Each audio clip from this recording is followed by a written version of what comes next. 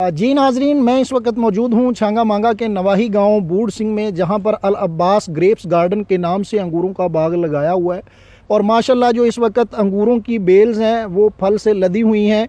और इस वक्त मेरे साथ जो बाग के ऑनर हैं मास्टर अब्बास साहब वो मौजूद हैं। आइए उनसे जानते हैं कि उन्होंने इस बाग में किस किस किस्म के जो अंगूर हैं वो लगाए हैं और इस फसल की तैयारी में उन्होंने कितना ख़र्चा किया है और इस फसल की पकाई के बाद वो इसको फ़रोख्त कैसे करते हैं। जी ये बाग अल्हम्दुलिल्लाह ये मैंने आज से 3 साल पहले लगाया था और इसमें पहले साल मुझे आमदनी जो हुई थी वो तकरीबन 1.5 साल के बाद हो गई थी। और इसमें यानी किंग्स रूबी लगाया था मैंने सबसे पहले किंग्स रूबी लगाया था और उसमें मैंने एक डेढ़ साल के बाद मुझे 40-45 हज़ार की आमदनी हो गई थी। उसके बाद दूसरे साल जब मैंने ये लगाया, इसको मैं मेहनत की, अगले साल अल्लाह ताला ने मुझे ऐसा रिज़्क़ दिया इसमें कि मुझे 2-2.5 लाख तक की आमदनी इसमें मेरी यानी हो गई। उसके बाद ये जो मैंने और अब तीसरा साल आ रहा, अल्लाह ताला इससे ज़्यादा आमदनी देगा। अब इसमें किस्में कितनी हैं, इसमें किस्में में इतने 4-5-6 किस्म की किस्में हैं। इसमें किंग्स रूबी है, सुल्तानिया सी है, परलट है और इसमें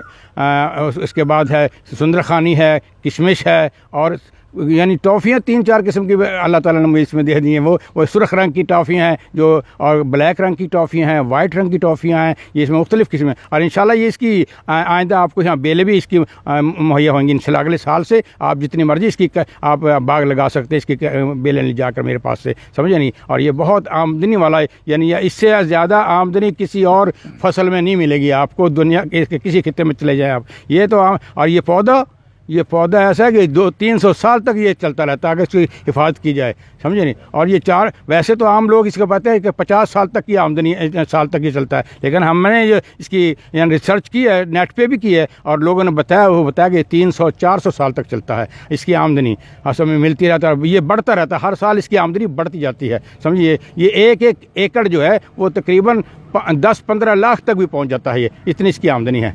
तो किसी में और फसल में इसकी आमदनी इतनी नहीं मिलेगी जितनी इसके अंगूर के बाग में है। और अंगूर का बाग माशाल्लाह ये जन्नत के फलों में से एक फल है। अल्लाह ताला ने दुनिया के अंदर हमें ये अल्लाह ताला अता फरमाया है, दुनिया के अंदर खाओ इन जन्नत के फलों को। तो ये बेहतरीन फल है माशाल्लाह। यहाँ पर हर ऐसा है, इसकी सेल जो करता हूँ मैं, सेल मुख्तलिफ़ किस्म से ऐसे होती है। यहाँ पर बरलब सड़क है ये मेरा बाग, यहाँ पर निकलने चलने वाले लोग रोज़ाना की यहीं से ले जाते हैं मुझे कहीं मंडी में जाना नहीं पड़ता, यानी लाहौर मंडी में नहीं, कभी चूनिया मंडी में कहीं भी नहीं मुझे जाना पड़ता। ये मेरा सारा ये यानी फ़रोख्त हो जाता है और इसकी आमदनी माकूल मुझे यहाँ पे मिल रही है, समझे नहीं। और इसके बाद यह अगर मुझे ज़रूरत पड़ी अब ज़्यादा, क्योंकि ज़्यादा फल अब इसने देना है, तो अब मुझे शायद मंडी में भी ले जाना पड़ जाए, तो फिर कोई ऐसा मसला नहीं है कि मंडी में ले जाएंगे तो अल्लाह ताला वहाँ भी माकूल में आमदनी देगा। ये अल्लाह ताला इसका रिज़्क़ है, ये हमें जो दे रहा है, ये हलाल रोज़ी अल्लाह से मांगी है, अल्लाह ताला हलाल रोज़ी हमें दे रहा है।